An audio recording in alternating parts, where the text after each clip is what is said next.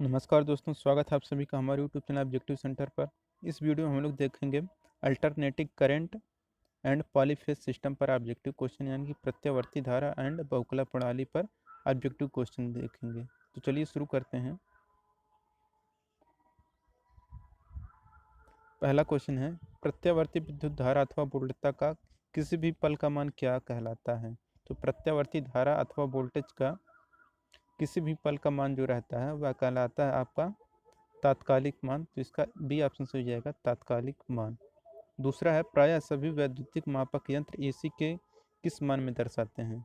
तो जो वैद्युत मापक यंत्र होते हैं यह एसी के जो मान रहता है वह आरएमएस मान को बताते हैं। इसका सी ऑप्शन से हो जाएगा आरएमएस मान को बताते हैं। तीसरा क्वेश्चन है कि गणनाओं आदि में एसी का कौन सा मान प्रयोग किया जाता है। तो गणना में जो एसी का मान प्रयोग किया जाता है वो औसत मान होता है, यानी कि एवरेज मान होता है, एवरेज वैल्यू।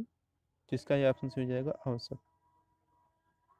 चौथा क्वेश्चन है कि प्रत्यावर्ती राशि के आरएमएस मान का औसत मान के अनुपात को क्या कहलाता है। तो आरएमएस मान और एवरेज रेशियो यह कहलाता है आपका form factor. Form factor equal to होता है आरएमएस मान बटे औसत मान, जिसका सी ऑप्शन से हो जाएगा फॉर्म फैक्टर। पांचवा क्वेश्चन है, अगर दो प्रत्यावर्ती राशियों के बीच का अंतर 90 डिग्री है तो वह क्या कहलाता है। तो वह कहलाता है क्वाड्रेचर कहलाता है। तो इसका भी ऑप्शन से हो जाएगा क्वाड्रेचर। छठा नंबर है कि वह प्रत्यावर्ती राशि जो दूसरी प्रत्यावर्ती राशि की अपेक्षा बाद में अपने शिखरमान पर पहुंचे क्या कहलाता है। यह कहलाता है आपका लैगिंग। वह प्रत्यावर्ती राशि जो प्रत्यावर्ती राशि की अपेक्षा बाद में अपने शिखरमान पर पहुंचे वह लैगिंग राशि कहलाता है। सातवां क्वेश्चन है कि शुद्ध प्रतिरोधी परिपथ में विद्युत धारा एवं वोल्टता कितनी होती है। शुद्ध प्रतिरोधी परिपथ में विद्युत धारा एवं जो वोल्टता होती है वह होता है आपका इन फेज रहती है। इसका सी ऑप्शन से हो जाएगा इन फेज। आठवां क्वेश्चन है कि श्रेणी क्रम में जुड़े इंडक्टर्स का तुल्य प्रतिरोध कितना होता है। तो श्रेणी की क्रम में जो इंडक्टर्स रहता है उसका जो समतुल्य यानी टोटल प्रतिरोध रहता है वह रहता है कि L total equal to L1 plus L2 plus dot dot L n तक रहता है। ये ऊपर घात में नहीं रहेगा, ये नीचे रहता है। L1 L2 L3 dot dot dot रहता है सब।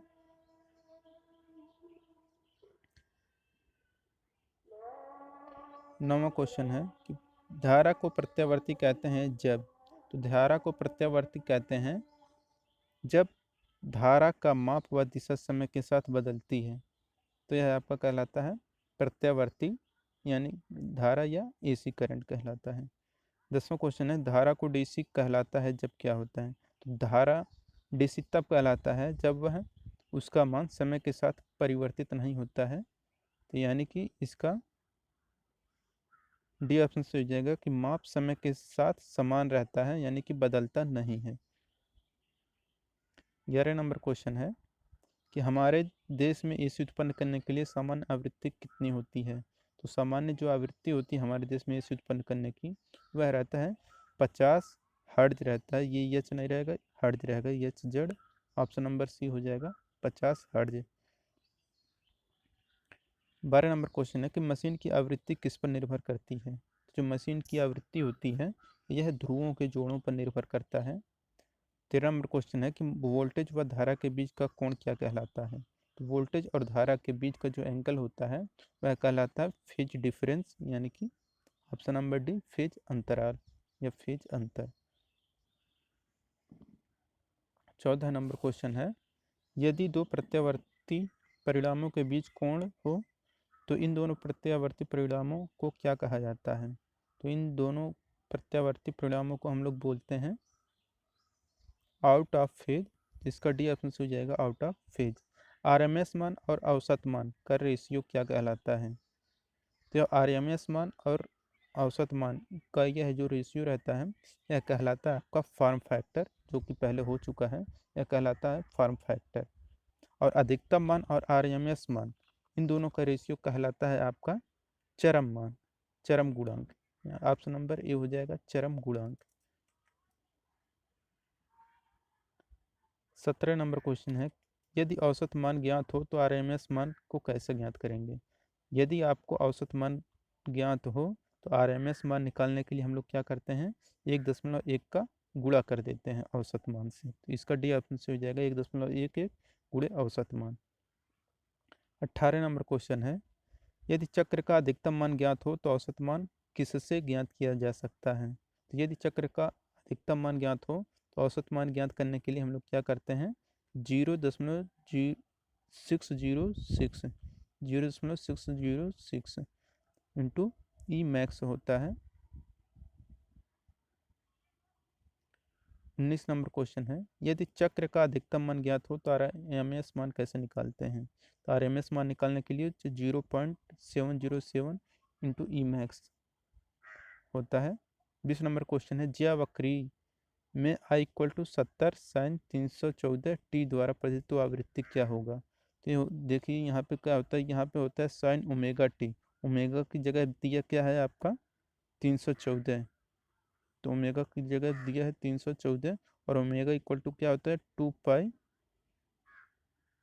एन होता है इक्वल टू 314।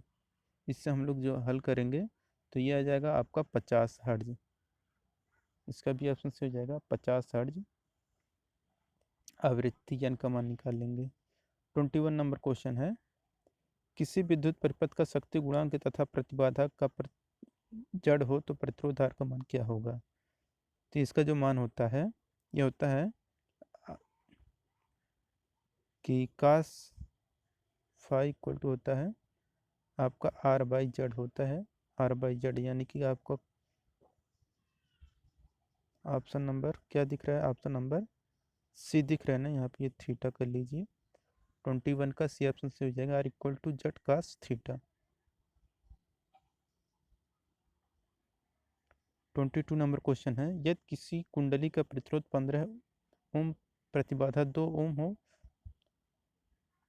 सॉरी प्रतिबाधा ये 22 नंबर है ना, प्रतिबाधा 15 ओम तथा ये 25 ओम हो, प्रतिरोध 15 ओम और प्रतिबाधा 25 ओम हो तो प्रेरक की प्रतिघात क्या होगा। तो प्रेरक की प्रतिघात क्या होगा आपका 20 ओम हो जाएगा।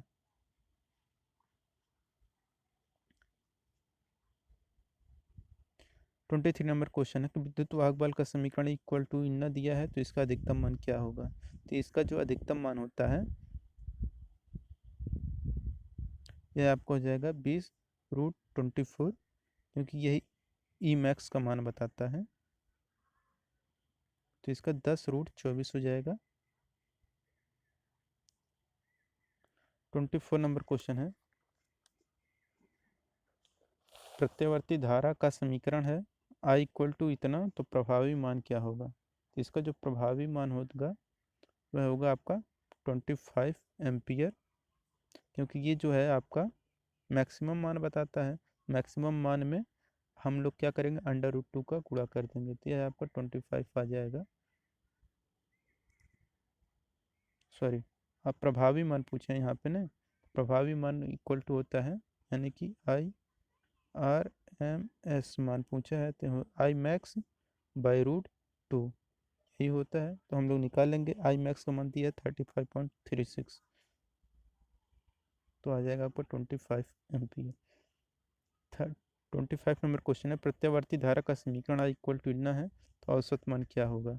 इसके लिए जो औसत मान आएगा आपका ये आएगा 27 एम्पियर। सॉल्व कर लीजिएगा आप लोग। 26 नंबर क्वेश्चन है, आधे चक्र के लिए धारा का मान क्या होगा। तो आधे चक्र के लिए धारा का मान क्या होगा, ये जो इतना दिया है इसके बटे हम लोग क्या करेंगे 1 2 3 4 5 6 7 8 9 10 11, इसमें हम लोग 11 से भाग दे देंगे, टोटल के जोड़ने के बाद 11 से भाग दे देंगे, तो आपका आ जाएगा ऑप्शन नंबर डी आ जाएगा 4.18 एम्पियर। 27 नंबर क्वेश्चन है, ज्या वक्री सप्लाई जिसका चर मान है 100 वोल्ट है तो आरएमएस मान क्या होगा। तो इसका जो आरएमएस मान होगा वह होगा आपका 100/√2, क्योंकि ये जो दिया है यह वी मैक्स का मान दिया है, तो RMS मान निकालने के लिए हम लोग √2 से भाग दे देते हैं। 28 नंबर क्वेश्चन है कि इक्वल टू इतना दिया है, प्रत्यावर्ती वोल्टेज एक लोड पर लगाई जाती है जिसका प्रतिरोध 20 ओम है, तो परिपथ में प्रवाहित होने वाली अधिकतम धारा क्या होगा। तो यहाँ पे अधिकतम धारा क्या होगा आपका, तो देखिए यहाँ पे ये ई का मान दिया है ना, ई मैक्स का मान होगा, फिर कह रहा है कि प्रतिरोध आर का मान दिया है 20, और ये भी है आपका 200 दिया है ई मैक्स, तो क्या हो जाएगा, या आप इसे वी मान लीजिए। तो I equal to V upon R होता है, वी अपान आर मतलब ये कट जाएगा, यानी कि 10 आएंगे। Option number A 10 ampere. 29 number question है, दो प्रत्यावर्ती परिमाण किस विधि से जोड़े जाते हैं। ये जो जोड़े जाते हैं सदिश विधि से जोड़े जाते हैं, तो इसका सी ऑप्शन से हो जाएगा सदिश विधि। कौन सा कथन सही है, तो देखिए कह रहा है आरेखों समय कौन सा वक्तव्य सही है। ये जो मान है यह सभी एसी मान को दर्शा रहा है, तो यानी कि ऑप्शन नंबर डी सही हो जाएगा कि यह सभी आरेख एसी दर्शा रहे हैं। 31 नंबर क्वेश्चन है कि एसी को किसके द्वारा आसानी से घटाया बढ़ाया जा सकता है, तो ट्रांसफार्मर के द्वारा एसी को घटाया बढ़ाया जा सकता है। 32 नंबर क्वेश्चन है, शुद्ध प्रतिरोधी परिपथ का शक्ति गुणांक कितना होता है। तो शुद्ध प्रतिरोधी परिपथ का जो शक्ति गुणांक होता है वह 1 होता है, यानी कि इकाई हो जाएगा। 33 नंबर क्वेश्चन है कि शुद्ध इंडक्टिव परिपथ का शक्ति गुणांक कितना होता है, तो 0 होता है। शुद्ध कैपेसिटिव का भी 0 होता है, तो 34 का ए सही हो जाएगा, 33 का भी ये हो जाएगा 0। 35 नंबर क्वेश्चन है, RLC परिपथ जिसका शक्ति गुणांक XL is greater than XC हो तो क्या होगा। अगर ये XL का मान बड़ा है और XC का मान छोटा है तो वह पश्चगामी होता है, तो इसका ये ऑप्शन से हो जाएगा पश्चगामी। शुद्ध इंडक्टिव परिपथ में धारा क्या होता है, तो शुद्ध इंडक्टिव परिपथ में जो धारा होता है वह 90 डिग्री से पश्चगामी होता है, तो इसका ये ऑप्शन से हो जाएगा 90 डिग्री पश्चगामी। इसको रटने के लिए आप ऐसा रट लीजिए I V। तो ये अगर इंडक्टिव है तो ये वोल्टेज क्या होता है, धारा से आगे होता है 90 डिग्री, ये 90 डिग्री I V। और यही अगर आपका कैपेसिटर रहे तो उसको रट लीजिए CVI, कि कैपेसिटर में रहता है धारा वोल्टेज से 90 डिग्री आगे रहता है। इसको I V रटिए, इसको CVI रट लीजिए। 37 नंबर क्वेश्चन है, शुद्ध कैपेसिटिव परिपथ में वोल्टेज क्या होता है। तो देखिए यहाँ पर हम क्या रटाए थे, CVI रटाए थे, तो शुद्ध कैपेसिटिव है। कैपेसिटिव में क्या होता है, वोल्टेज आगे रहता है, सॉरी वोल्टेज पीछे रहता है, किससे, धारा से। धारा से 90 डिग्री या तो पीछे लिखिए, या वोल्टेज से धारा 90 डिग्री आगे रहता है। तो यहाँ पे 37 का आपका क्या हो जाएगा, ऑप्शन नंबर ए 90 डिग्री से पश्चगामी होता है, वोल्टेज पश्चगामी होता है और धारा अग्रगामी होता है। 38 नंबर क्वेश्चन है कि शक्ति गुणांक क्या है। शक्ति गुणांक इक्वल टू यानी कि cos फाई इक्वल टू होता है R/Z। R/Z यानी कि ऑप्शन नंबर बी से हो जाएगा R/Z। 39 नंबर क्वेश्चन है, इनमें से कौन सा कथन सही है। तो इसमें जो कथन सही है वह है आपका कि KW equal to KVA cos phi होगा। 40 नंबर क्वेश्चन है कि DC परिपथ में के लिए कौन सा कथन सही है। तो DC परिपथ के लिए सही होता है कि W इक्वल टू VI। दोस्तों अगर वीडियो पसंद आए तो वीडियो को लाइक करिए, अगर आप हमारे चैनल पर नए चैनल को सब्सक्राइब करिए, जिन लोगों ने वीडियो को शेयर नहीं किया वो लोग वीडियो को शेयर कर दें। 41 नंबर क्वेश्चन है, आवृत्ति के घटने से परिपथ का इंडक्टिव प्रतिघात क्या होगा। तो आवृत्ति के घटने से जो परिपथ का इंडक्टिव प्रतिघात होगा वह घटेगा। क्यों, क्योंकि होता है आपका XL इक्वल टू होता है 2πfL। देखिए यहाँ पे XL क्या होगा, फ्रीक्वेंसी के समानुपाती, अगर XL घटेगा तो F भी घटेगा। यहाँ पे ए ऑप्शन से हो जाएगा, 41 का ये ऑप्शन घटेगा। आवृत्ति के बढ़ने से परिपथ का संधारित्र प्रतिघात क्या होगा, यानी कि XC अगर आपका बढ़ रहा है तो आपका संधारित्र प्रतिघात क्या होगा, यही है आपका संधारित्र प्रतिघात यक्षी है, ये क्या होगा 1/2 पाई FC। तो इससे आपको पता चल रहा है कि अगर एक बढ़ेगा तो दूसरा घटेगा, एक्सएल अगर बढ़ेगा तो आपका सी घटेगा। यहाँ पे करेक्ट आंसर क्या हो जाएगा कि आवृत्ति के बढ़ने से जो परिपथ का संधारित्र प्रतिघात होगा वह घटेगा। तो यहाँ पे ये ऑप्शन सही हो जाएगा। 43 नंबर क्वेश्चन है, यदि शुद्ध इंडक्टिव परिपथ की आवृत्ति आधी हो तो परिपथ की धारा क्या होगी। तो आपको पता है कि यदि शुद्ध इंडक्टिव परिपथ की आवृत्ति आधी हो तो जो परिपथ की धारा होगी वह दोगुनी हो जाएगी, क्योंकि यह एक दूसरे के व्युत्क्रमानुपात में जैसे एक्सएल इक्वल टू होता है, यहाँ पे हो जाएगा दोगुनी हो जाएगी। 44 नंबर क्वेश्चन है, 100 साइकिल पर सेकंड आवृत्ति वाली प्रत्यावर्ती धारा पर कैपेसिटर द्वारा 25 ओम का रिएक्टेंस लगाया जाता है। यदि आवृत्ति घटकर 25 साइकिल पर सेकंड हो जाती है तो रिएक्टेंस क्या होगा। ऑप्शन है 5 ओम, 10 ओम, 15 ओम, 50 ओम। क्या हो जाएगा, ये आपका 50 ओम हो जाएगा। ऑप्शन नंबर डी से हो जाएगा यहाँ पे 50 ओम। इसको कैसे निकालेंगे,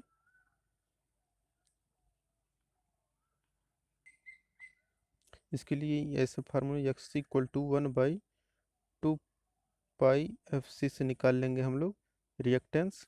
तो यहाँ पे 50 ओम आपका आंसर आ जाएगा, option number D. 45 number question है, परिपथ का गुणांक जो थीटा गुणांक क्या होता है। तो परिपथ का होता है प्रतिबाधा गुणांक या कहिए या कुछ कहिए, तो ये होता है R/Z। यहाँ पे ये ऑप्शन से हो जाएगा R/Z।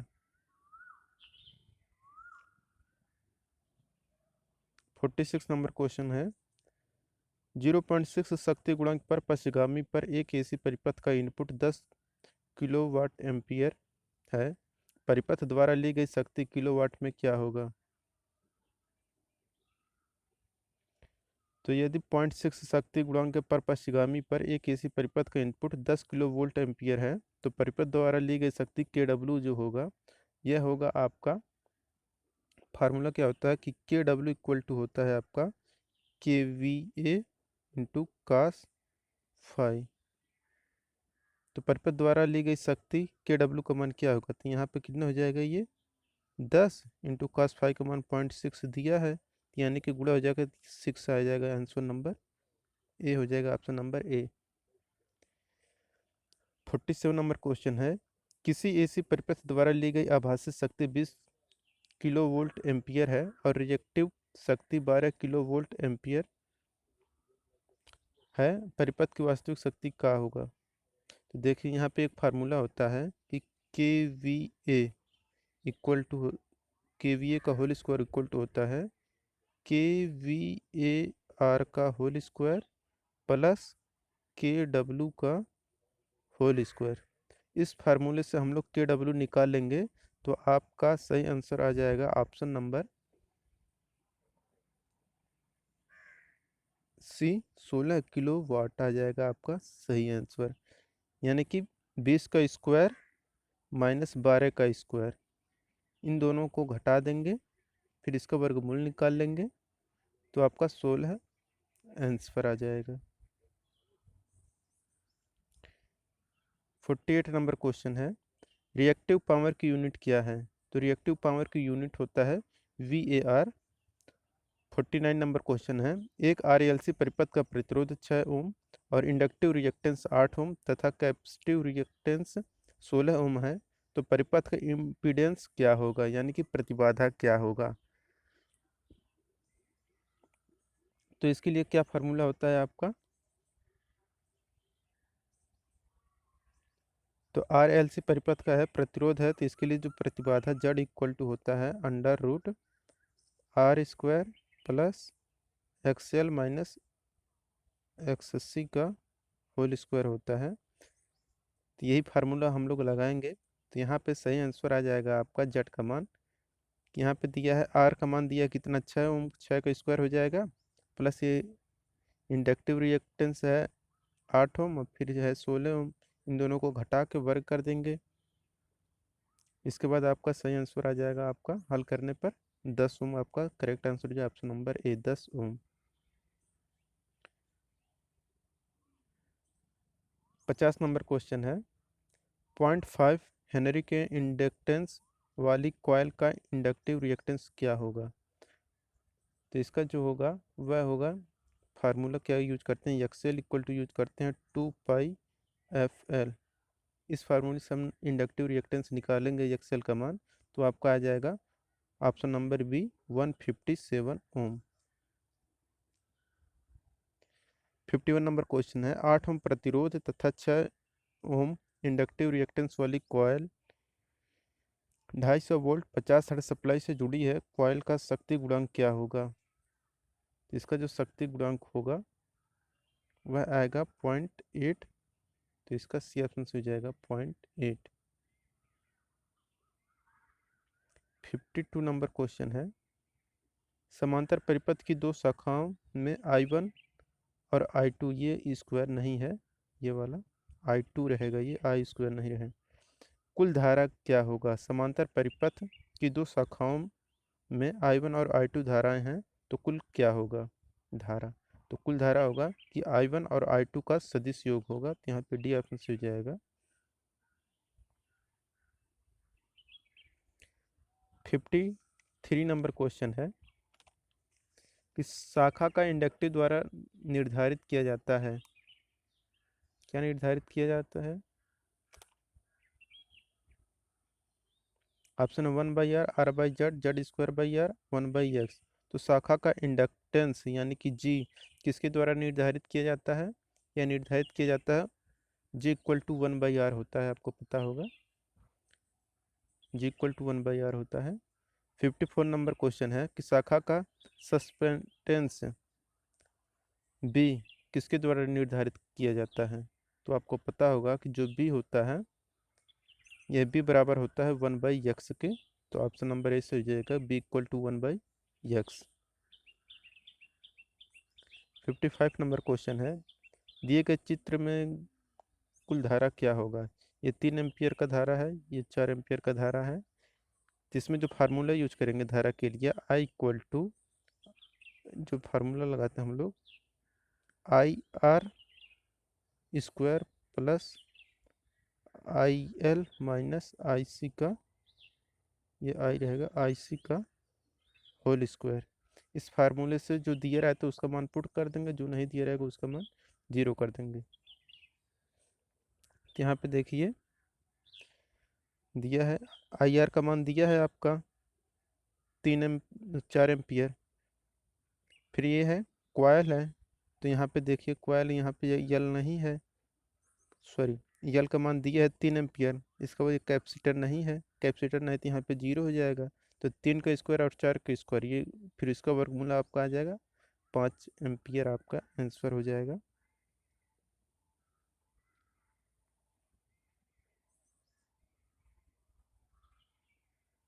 56 नंबर क्वेश्चन है दिए गए चित्रों में दर्शाए गए धारा की कुल शक्ति कितनी होगी।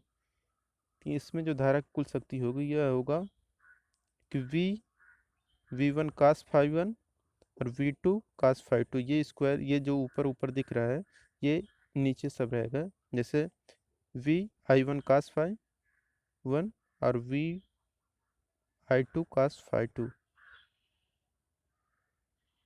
57 नंबर क्वेश्चन है परिपथ के कुल एडमिटेंस Y की गणना किसके द्वारा करते हैं। तो आपको पता होगा कि Y इक्वल टू होता है √G² plus B²। 58 number question है V वोल्टेज सप्लाई पर 3 शाखाएं समांतर में जुड़ी हैं, कौन सा परिमाण समान होगा। तो इनमें से जो परिमाण समान होगा वह रहता है आपका कि प्रत्येक शाखा पर वोल्टेज समान रहता है, तो इसका डी ऑप्शन से हो जाएगा। 59 नंबर क्वेश्चन है दो फेज सप्लाई में वाइंडिंग का विद्युतीय विस्थापन कितना होता है। तो दो फेज सप्लाई में वाइंडिंग का जो विद्युतीय विस्थापन होता है वह 90 डिग्री होता है, तो इसका सी ऑप्शन से हो जाएगा 90 डिग्री। 60 नंबर क्वेश्चन है थ्री फेज सप्लाई में वाइंडिंग का विद्युतीय विस्थापन कितना होता है। तो दो फेज में 90 डिग्री होता है और 3 फेज में होता है आपका 120। तो यहाँ पे बी ऑप्शन से हो जाएगा 120। 2 फेज में 90 डिग्री और 3 फेज में 120 डिग्री होता है। 61 नंबर क्वेश्चन है, फेज बढ़ने से समान आकार की सिंगल फेज मोटर के लिए समान आउटपुट पर मशीन की रेटिंग क्या होती है? तो समान फेज बढ़ने से समान आकार की सिंगल फेज मोटर के लिए समान आउटपुट पर मशीन की जो रेटिंग होती है वह बढ़ती है। तो इसका ए ऑप्शन से हो जाएगा बढ़ती है। 62 नंबर क्वेश्चन है, सिंगल फेज संचारणा की तुलना में 3 फेज संचारण की दक्षता कितनी होती है?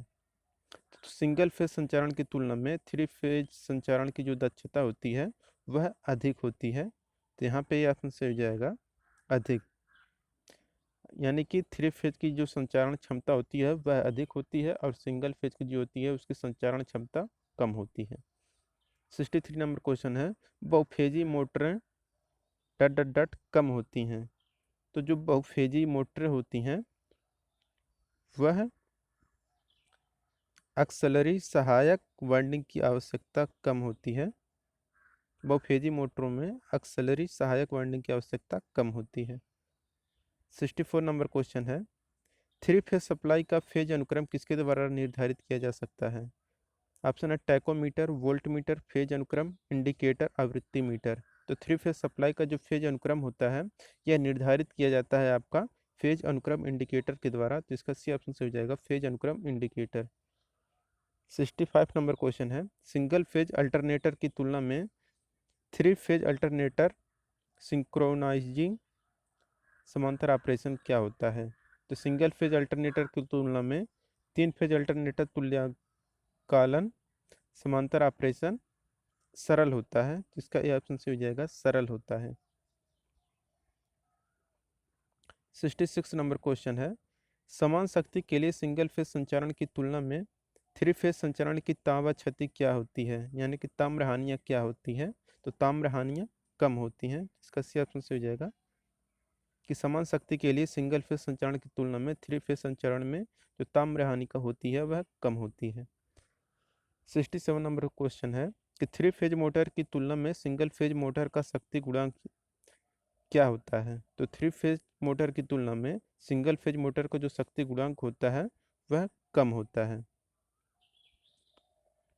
68 नंबर क्वेश्चन है, सिंगल फेज संचारण प्रणाली की तुलना में 3 फेज संचारण प्रणाली क्या होता है? तो सिंगल फेज संचारण प्रणाली की तुलना में 3 फेज संचारण प्रणाली अधिक निर्भर योग्य होती है। तो इसका सी ऑप्शन से हो जाएगा अधिक निर्भर योग्य होती है। 69 नंबर क्वेश्चन है, बहुफेजी प्रणाली में फेज अनुक्रम किसके द्वारा प्रदर्शित किया जाता है? तो बहुफेजी प्रणाली में जो फेज अनुक्रम होता है वह आर वाई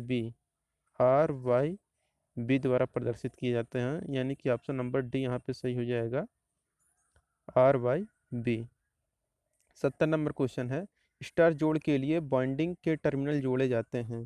तो स्टार जोड़ के लिए जो बाइंडिंग का जो टर्मिनल होता है उससे हम लोग जोड़ते हैं बाइंडिंग के सिरे एक जंक्शन पर जोड़ते हैं। तो यहाँ पे भी ऑप्शन से हो जाएगा कि स्टार जोड़ के लिए वाइंडिंग के सिरे एक जंक्शन पर जोड़े जाते हैं। और डेल्टा में क्या होता है कि एक वाइंडिंग का अंतिम सिरा दूसरी वाइंडिंग के पहले सिरे से जोड़ते हैं। तो वही अगला क्वेश्चन है कि डेल्टा कनेक्शन के लिए वाइंडिंग के टर्मिनल जोड़े जाते हैं। तो डेल्टा कनेक्शन के लिए वाइंडिंग के जो टर्मिनल होते हैं वो एक वाइंडिंग का अंतिम सिरा और दूसरे वाइंडिंग के पहले सिरे से जोड़ते हैं। 72 नंबर क्वेश्चन है, स्टार जोड़ में क्या होता है? तो आपको पता होगा स्टार जोड़ में क्या होता है कि VL = √3 VPH होता है। स्टार वाले में धारा समान होता है, लाइन धारा और फेज धारा समान होता है, जबकि वोल्टेज क्या होता है कि लाइन वोल्टेज फेज वोल्टेज का √3 गुना होता है।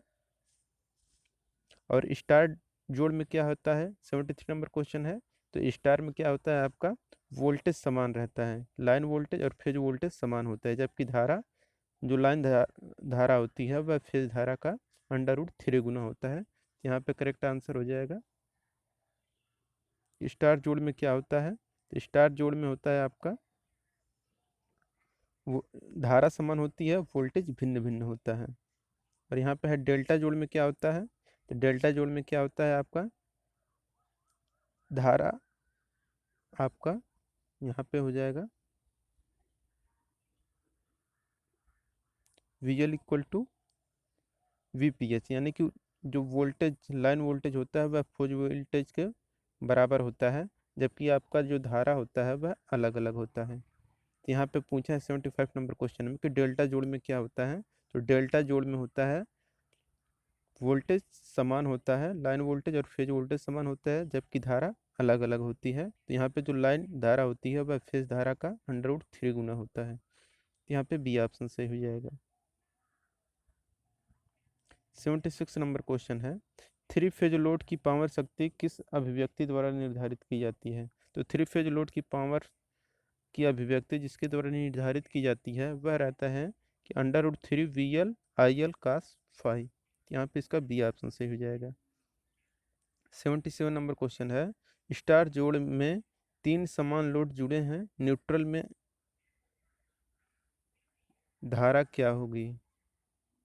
तो स्टार जोड़ में तीन समान लोड जुड़े हैं तो न्यूट्रल में धारा शून्य होती है, ये धार नहीं रहेगा, ये धारा रहेगा। तो इसमें डी ऑप्शन से हो जाएगा कि न्यूट्रल में धारा शून्य होती है।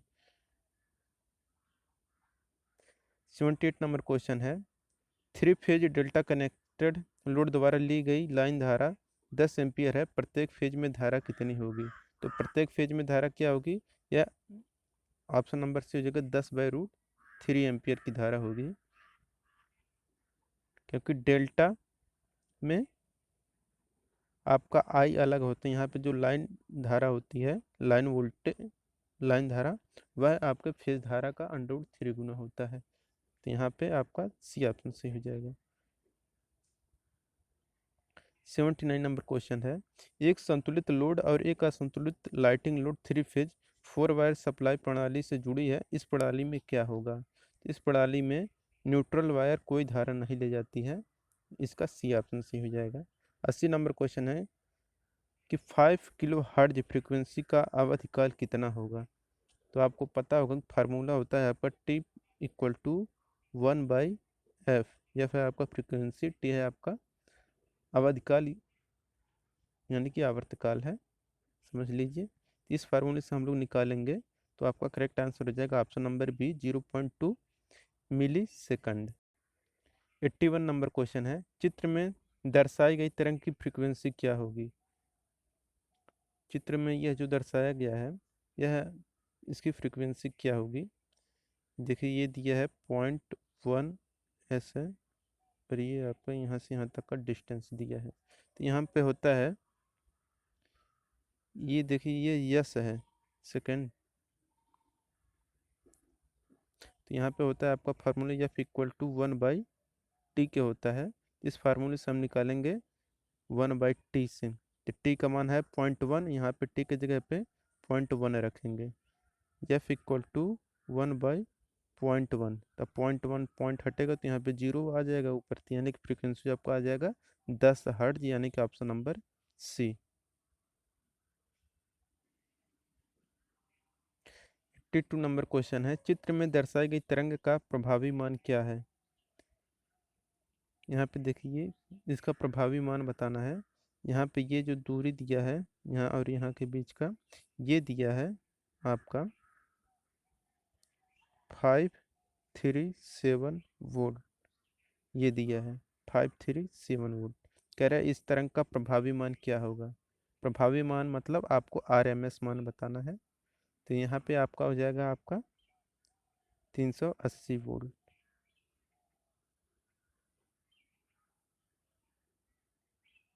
83 नंबर क्वेश्चन है, वोल्टेज के सापेक्ष इंडक्टिव परिपथ में धारा होगी।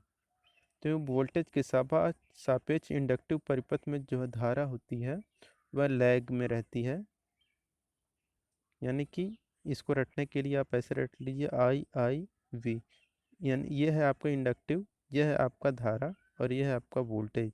यानी कि इंडक्टिव में जो होता है आपका वोल्टेज 90 डिग्री आगे होता है, धारा से 90 डिग्री वोल्टेज आगे होता है। अगर पूछ ले कि धारा क्या होता है, तो ये वोल्टेज से धारा 90 डिग्री पीछे होता है, याद रखिएगा। तो यहाँ पे आपको हो जाएगा लैगिंग, यहाँ पे सही आंसर हो जाएगा 83 का। 84 नंबर क्वेश्चन है, एक श्रेणी आरएल परिपथ का प्रतिरोध 5 ओम तथा इंडक्टिव प्रतिघात 12 ओम है, तो इसकी प्रतिबाधा यानी कि इम्पीडेंस क्या होगा? तो इसका इम्पीडेंस हो जाएगा 13 ओम। फार्मूला निकाल लीजिएगा, वही जो रहता है कि Z equal to under root R square plus XL, यहाँ पे हो जाएगा एक्सएससी का मान दिया नहीं है तो एक्सएल दिया है तो एक्सएल स्क्वायर कर देंगे, यानी कि 5 का स्क्वायर प्लस 12 का स्क्वायर इक्वल टू 13 का स्क्वायर आ जाएगा। तो यहाँ पे सी ऑप्शन से हो जाएगा 13 ओम। 85 नंबर क्वेश्चन है, प्रतिरोध तथा प्रतिघात युक्त परिपथ बाधा ज्ञात करने के लिए फार्मूला क्या है? तो वही है आपका Z equal to under root R square plus X square.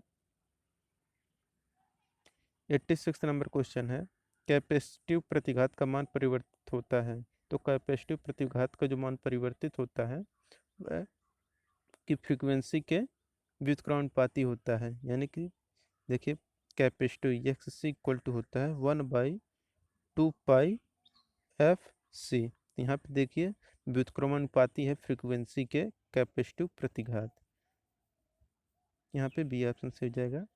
87 number question है, 16 पिको फैरड मान प्रत्येक के दो संधारित्र श्रेणी में संयोजित किए जाते हैं, तो उनकी कुल धारिता कितनी होगी?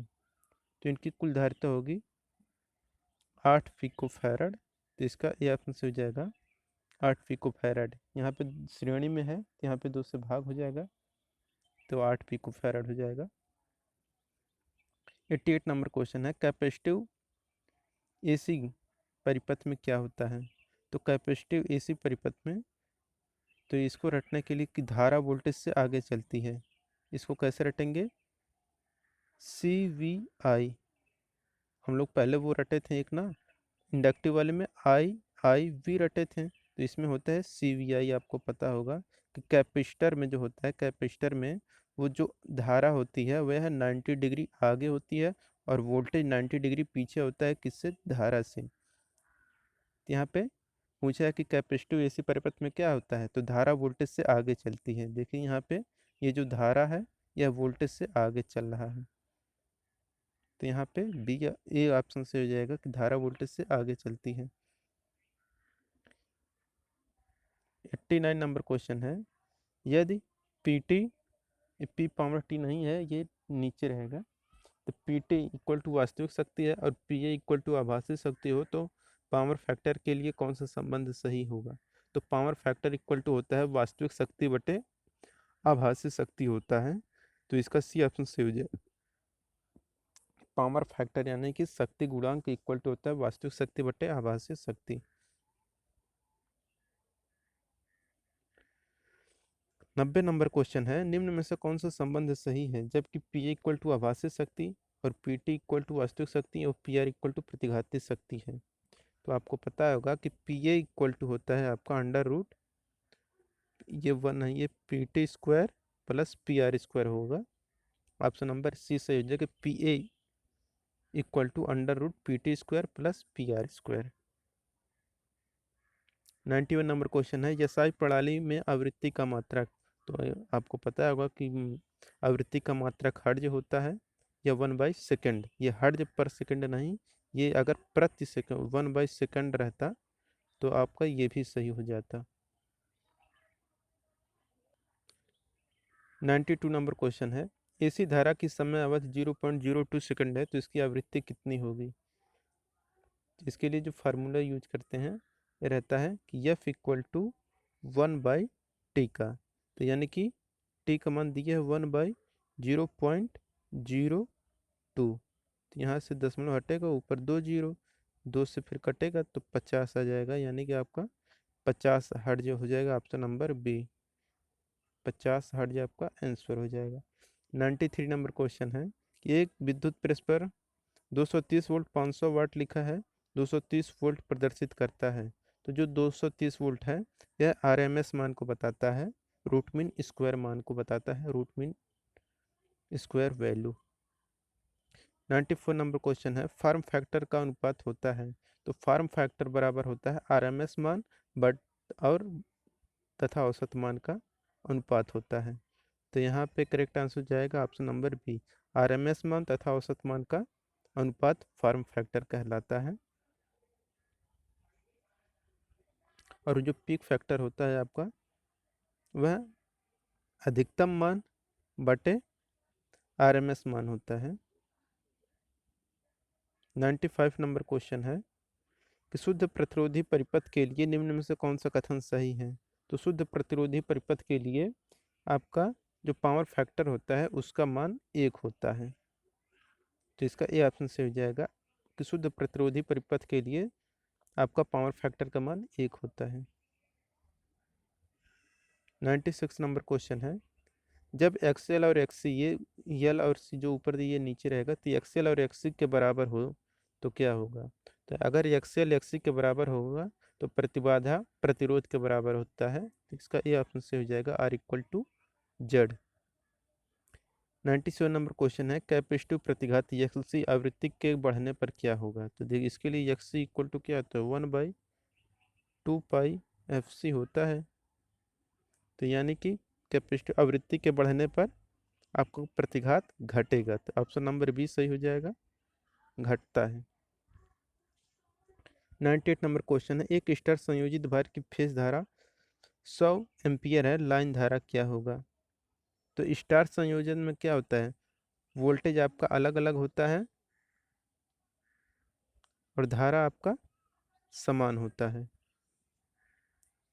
तो लाइन धारा पूछा है, लाइन धारा फेज धारा के बराबर होता है। तो इसका सी ऑप्शन से हो जाएगा 100 एम्पियर।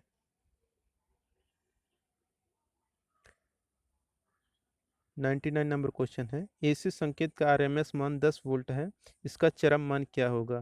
तो अगर आपका आरएमएस मान, अब है 100 नंबर क्वेश्चन कि साइन तरंग का फॉर्म फैक्टर निम्न के समतुल्य है। तो साइन तरंग का जो फॉर्म फैक्टर होता है या जिसके समतुल्य है वह है आपका कि आई आर एम एस बटे आई एवरेज।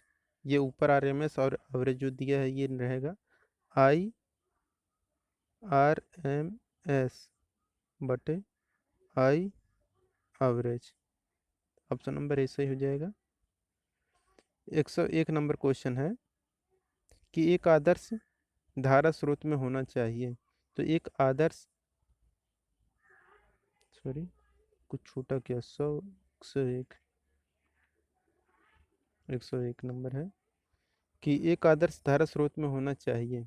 तो एक आदर्श धारा स्रोत में होना चाहिए कि अनंत प्रतिरोध। तो इसका भी ऑप्शन से हो जाएगा, आदर्श धारा स्रोत में प्रतिरोध अनंत होना चाहिए। उच्च आवृत्ति पर प्रेरक प्रतिघात का मान क्या होता है।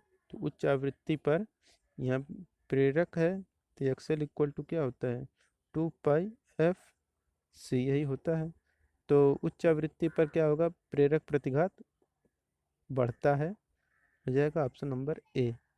103 नंबर क्वेश्चन है, एक आदर्श धारा स्रोत का है शून्य। तो एक आदर्श धारा स्रोत का होता है आपका शून्य आंतरिक चालकता। तो इसका ए ऑप्शन से हो जाएगा कि एक आदर्श धारा स्रोत का आंतरिक चालकता शून्य होता है। 104 नंबर क्वेश्चन है कि अच्छे सुचालक का विशिष्ट प्रतिरोध क्या होता है। तो अच्छे सुचालक का जो विशिष्ट प्रतिरोध होता है वह किसी निश्चित तापमान पर स्थिर रहता है और सुचालक के पदार्थ पर निर्भर करता है। 105 नंबर क्वेश्चन है, त्रिकला स्टार संयोजनों में वोल्टता नीचे वर्णित जितनी होती है। ऑप्शन है कला वोल्टेज 1/√3 कला वोल्टता, √3 कला वोल्टता, 3 कला वोल्टता। तो त्रिकला स्टार संयोजन में जो वोल्टता नीचे वर्णित है इसमें होता है आपका √3 कला वोल्टता।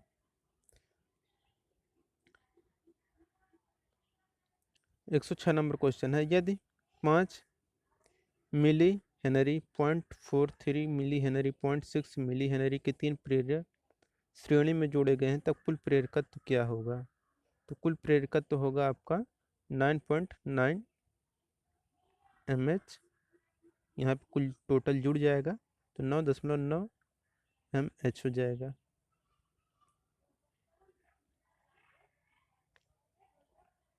107 नंबर क्वेश्चन है,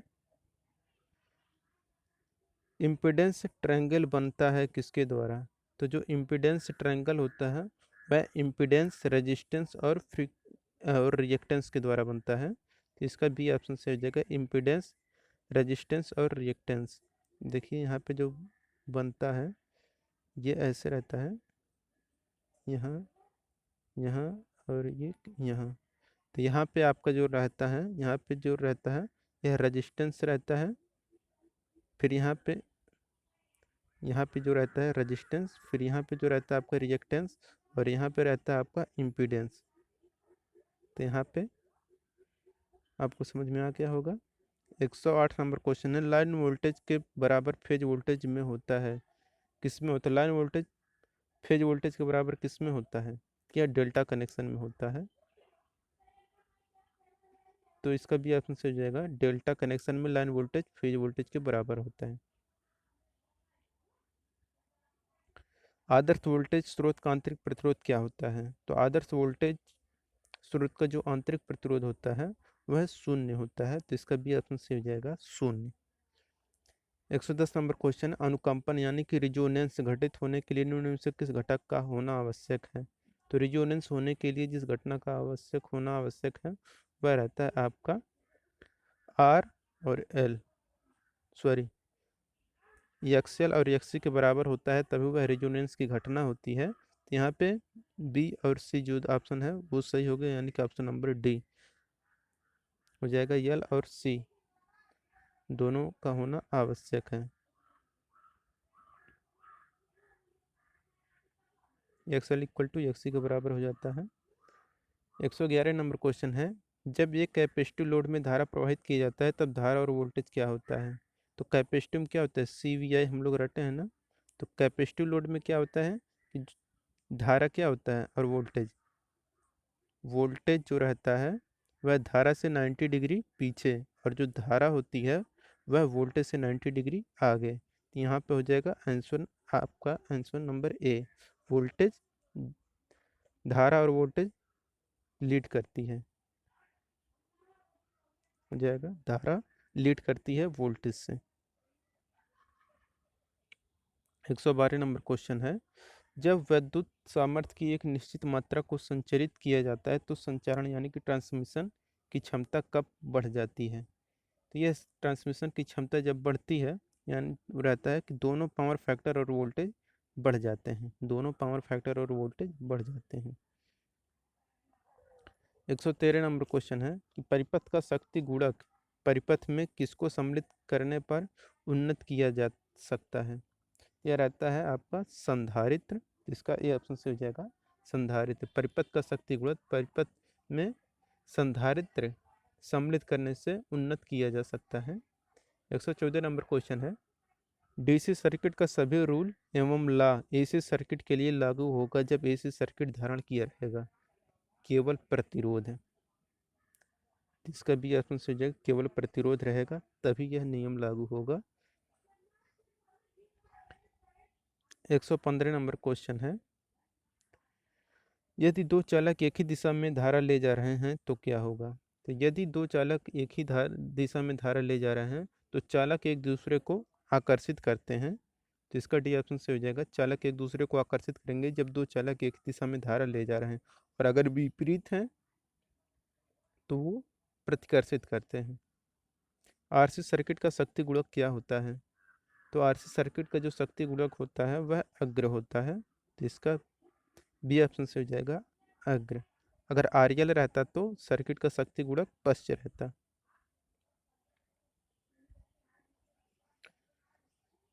117 नंबर क्वेश्चन है, त्रिकला आपूर्ति तंत्र में कलाओं के मध्य कोणीय विस्थापन कितना होता है?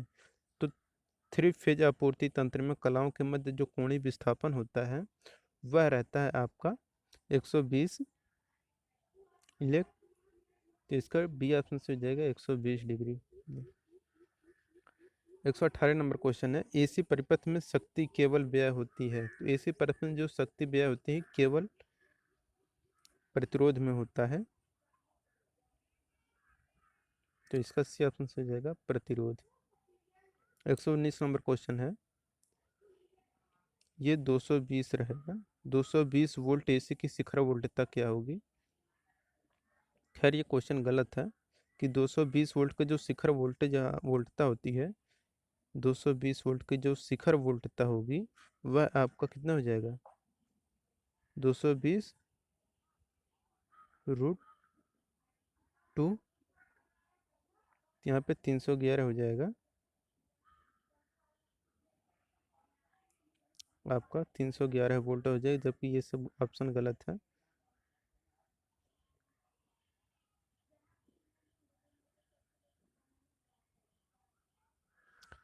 एक सौ 20 नंबर क्वेश्चन है, दो प्रत्यावर्ती परिमाण किस विधि से जोड़े जाते हैं। तो जो दो प्रत्यावर्ती परिमाण होते हैं वह जिस विधि से जोड़े जाते हैं वह रहता है सदिश विधि।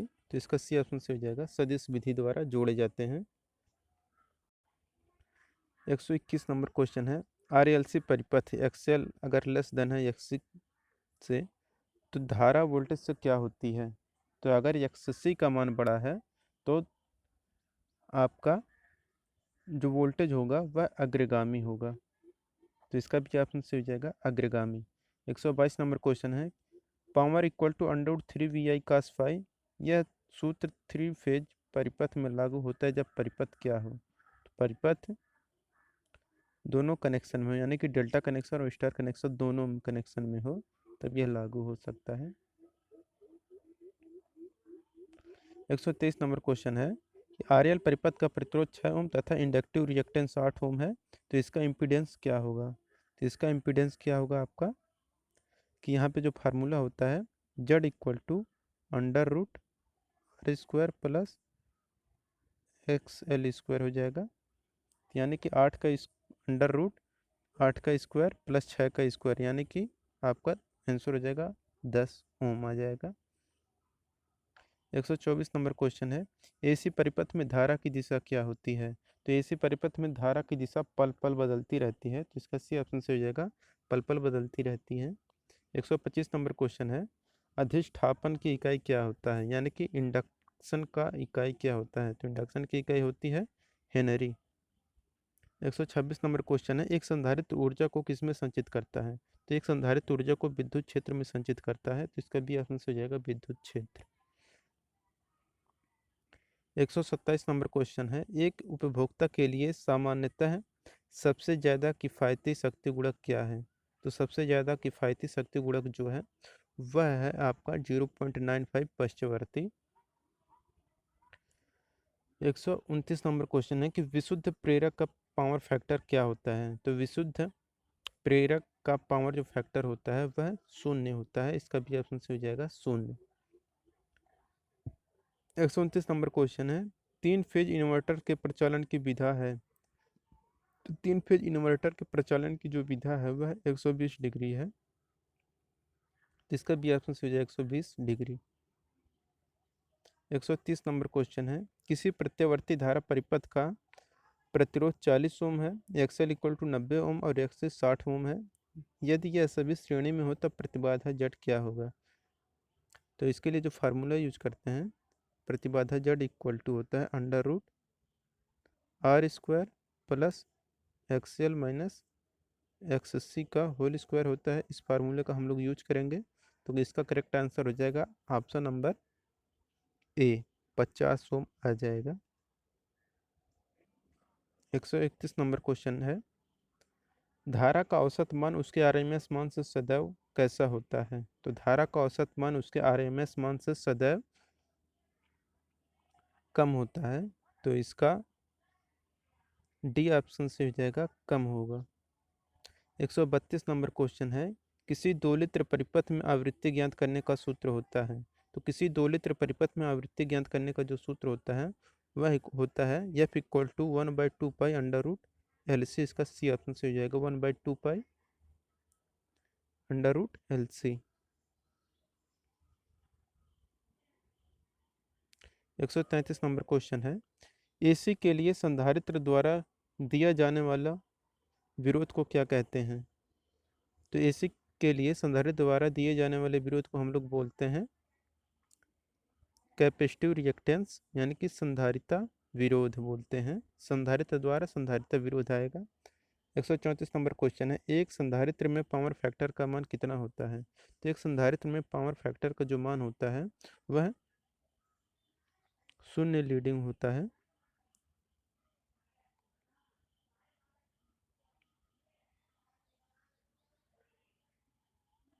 135 नंबर क्वेश्चन है, पीवीसी का फुल फॉर्म क्या होता है? तो पीवीसी का फुल फॉर्म होता है पॉलीविनाइल क्लोराइड। जो पाइप बनाया जाता है वही पॉलीविनाइल क्लोराइड, उसका का ये फुल फॉर्म है। डी ऑप्शन से हो जाएगा। 136 नंबर क्वेश्चन है, यदि एक परमाणु के 4 कर्षण शक्ति इलेक्ट्रॉन हैं यानी कि वैलेंस हैं, तो उस द्रव्य को क्या कहते हैं? तो उस द्रव्य को हम लोग बोलते हैं सेमीकंडक्टर यानी कि अर्धचालक यानी कि अर्धवाहक। इसका सी ऑप्शन से हो जाएगा। 137 नंबर क्वेश्चन है, एक संतुलित त्रिकला तारा संयुक्त प्रणाली में कला वोल्टेज और लाइन वोल्टेज के बीच क्या होता है? तो तारा है यानी कि स्टार कनेक्शन है, तो स्टार में वी आपका अलग अलग होता है यानी कि लाइन वोल्टेज फेज वोल्टेज अलग अलग होता है, जबकि धारा समान होती है।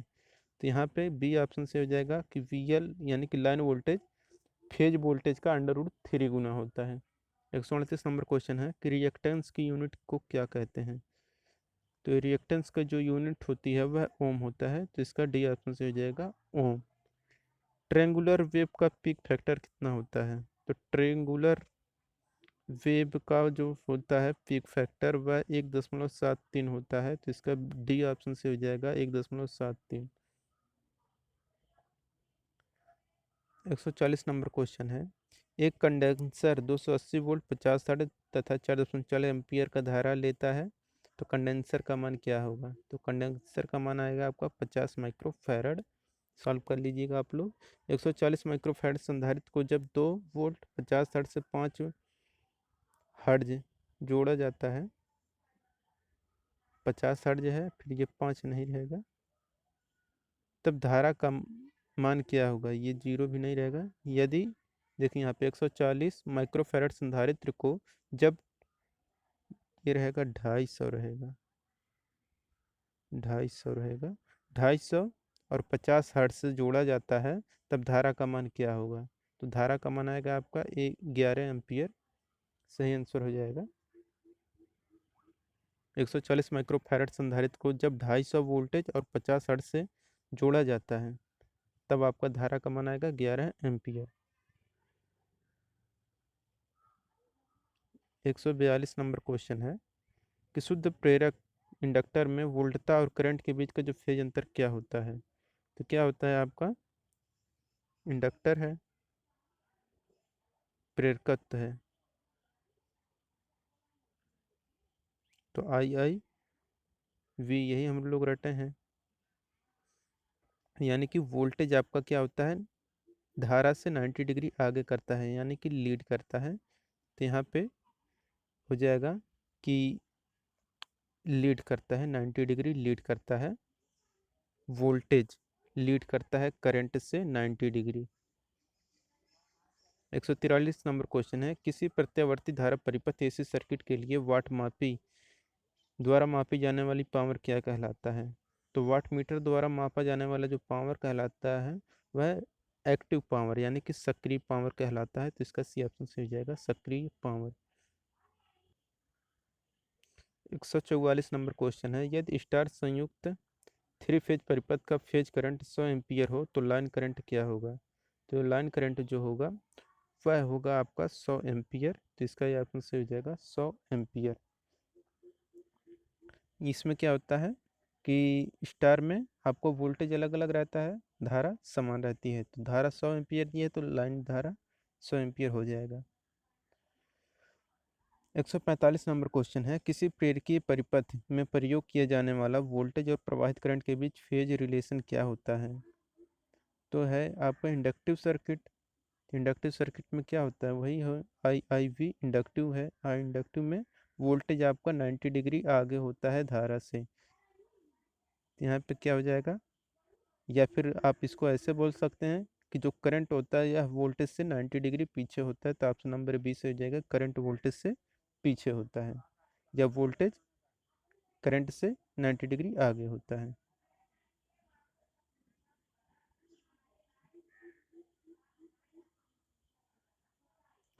146 नंबर क्वेश्चन है, रेजोनेंस फ्रीक्वेंसी पर प्रेरक प्रतिघात का मान किसके समान होता है? तो रेजोनेंस आवृत्ति पर प्रेरक जो प्रतिघात होता है, यानी कि आपका जो एक्सएल इक्वल टू होता है एक्ससी के बराबर हो जाता है। यहाँ पर करेक्ट आंसर हो जाएगा कि संधारित्र का प्रतिघात, ऑप्शन नंबर डी से हो जाएगा संधारित्रों का प्रतिघात। 147 नंबर क्वेश्चन है, कौन सा समीकरण एक किसी दोलन की कोणीय आवृत्ति W व्यक्त करता है? तो आपको पता होगा कि W इक्वल टू होता है 2πf, इसका बी ऑप्शन सही हो जाएगा 2πf। 148 नंबर क्वेश्चन है कि स्टार कनेक्शन 3 फेज सर्किट का लाइन वोल्टेज 415 वोल्ट है, इसका फेज वोल्टेज कितना होगा? इसका जो फेज वोल्टेज होता है, देखिए लाइन वोल्टेज इक्वल टू होता है √3 फेज वोल्टेज, VPH हो जाएगा। तो यहाँ पे लाइन वोल्टेज का मान दिया है 415, अब इसी में √3 से भाग दे देंगे, √3 से जब भाग देंगे तो आपको आ जाएगा करीब 239.6 वोल्ट आपका आंसर आएगा। तो यहाँ पे आंसर अगर मैच कराएं तो हम लोग ऑप्शन नंबर सी आ जाएगा 230 वोल्ट, जबकि आंसर हम लोग आएगा 239.6 आएगा। तो ऑप्शन मैच कराने के लिए आंसर सी हो जाएगा 230 वोल्ट।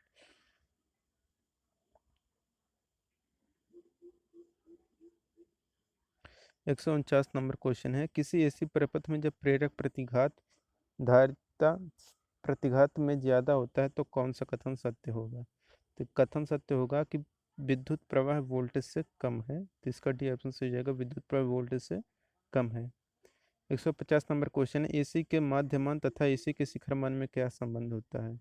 इसमें जो संबंध होता है कि I इक्वल टू 2I बटा पाई हो जाएगा 2I0 बटा पाई। 151 नंबर क्वेश्चन है, एसी परिपथ में धारा का माप 4 एम्पियर है तो उस धारा के अधिकतम तात्कालिक परिमाण क्या होगा? तो एसी परिपथ में धारा का माप 4 एम्पियर है तो उस धारा का अधिकतम तात्कालिक परिमाण होगा 4√2 एम्पियर। तो इसका सी ऑप्शन से हो जाएगा 4√2 एम्पियर। 152 नंबर क्वेश्चन है, एक चोक कुंडली का व्यवहार परिपथ में धारा को नियंत्रित करने के लिए किया जाता है। यह जो चोक कुंडली का व्यवहार परिपथ में धारा को नियंत्रित करने के लिए केवल एसी परिपथों में होता है। यह इसका ए ऑप्शन से हो जाएगा केवल एसी परिपथों में। 153 नंबर क्वेश्चन है, एसी परिपथ में औसत शक्ति व्यय होती है। तो एसी परिपथ में जो औसत शक्ति व्यय होती है वह प्रतिरोध में होती है, जिसका सी ऑप्शन से हो जाएगा प्रतिरोध में। एसी परिपथ में औसत शक्ति व्यय प्रतिरोध में होती है। 154 नंबर क्वेश्चन है, एसी परिपथ की औसत शक्ति कितनी होती है? तो एसी परिपथ की जो एसी शक्ति होती है ईवी, यहाँ पे देखिए ईवी IV cos फाई होता है, तो इसका बी ऑप्शन सही हो जाएगा, ऑप्शन नंबर बी सही हो जाएगा यहाँ पे। 155 नंबर क्वेश्चन है, शुद्ध एसी में RMS मान तथा शिखर मान का अनुपात कितना होता है? तो शुद्ध एसी में RMS मान और शिखर मान का जो रेशियो होता है वह 1/√2 होता है, इसका बी ऑप्शन सही हो जाएगा 1/√2। 156 नंबर क्वेश्चन है, एसी का समीकरण I equal to 50 sign 100t है तो धारा की आवृत्ति कितनी होगी? तो धारा की आवृत्ति ज्ञात करने के लिए क्या करते हैं हम लोग, ये हो जाएगा आपका I इक्वल टू होता है IM साइन ओमेगा टी। तो यहाँ पे हम लोग तुलना करेंगे तो W का मान कितना आ जाएगा 100। यहाँ पे देखिए W का मान कितना आ गया, W ओमेगा, सॉरी ये ओमेगा है, ओमेगा का मान आ गया आपका 100। तो ओमेगा का मान हम लोग पता है, ओमेगा इक्वल टू होता है 2πf इक्वल टू 100। तो यहाँ पे करेक्ट आंसर क्या हो जाएगा, 2 से ये कट जाएगा 50 आ जाएगा, यानी कि एफ इक्वल टू आ जाएगा 50/पाई। 50/पाई ऑप्शन नंबर बी दिख रहा है, 50/पाई हर्ड 156 का बी ऑप्शन से हो जाएगा। 157 नंबर क्वेश्चन है, चक्रीय सप्लाई जिसका चरम मान 100 V है RMS मान क्या होगा? इसका RMS मान हो जाएगा कि जो RMS मान होता है एचआरएम मान का √2 होता है। तो इसका ये ऑप्शन से हो जाएगा 100/√2। 158 नंबर क्वेश्चन, एक शुद्ध प्रेरकत्व की औसत शक्ति व्यय होगा। तो एक शुद्ध प्रेरकत्व का जो औसत शक्ति व्यय होगा वह 0 होगा। तो इसका डी ऑप्शन से हो जाएगा 0। 59 नंबर क्वेश्चन है, निम्न चित्र के लिए सत्य कथन क्या है। इससे आपको पता चल रहा है कि धारा जो I2 है धारा I1 से लीड कर रही है। धारा I1 से आपका लीड कर रहा है। तो आपका करेक्ट आंसर जो है ऑप्शन नंबर बी की धारा जो I2 है वह धारा I1 से लीड कर रहा है।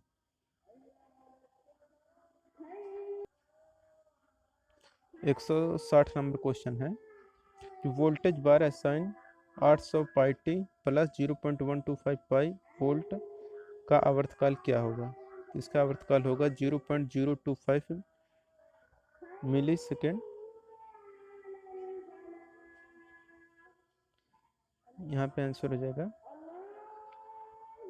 वही 161 नंबर क्वेश्चन है कि शक्ति गुणक cos फाई तुल्य है।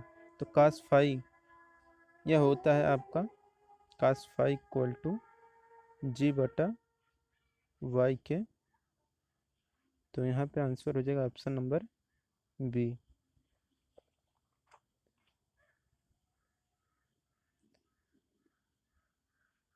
162 नंबर क्वेश्चन है, ज्यावक्रीय तरंग का शिखर तक का मान 400 वोल्ट है, धारा का वर्ग मध्य मूल मान क्या होगा। तो धारा का जो वर्ग मध्य मूल मान होगा वह हो जाएगा आपका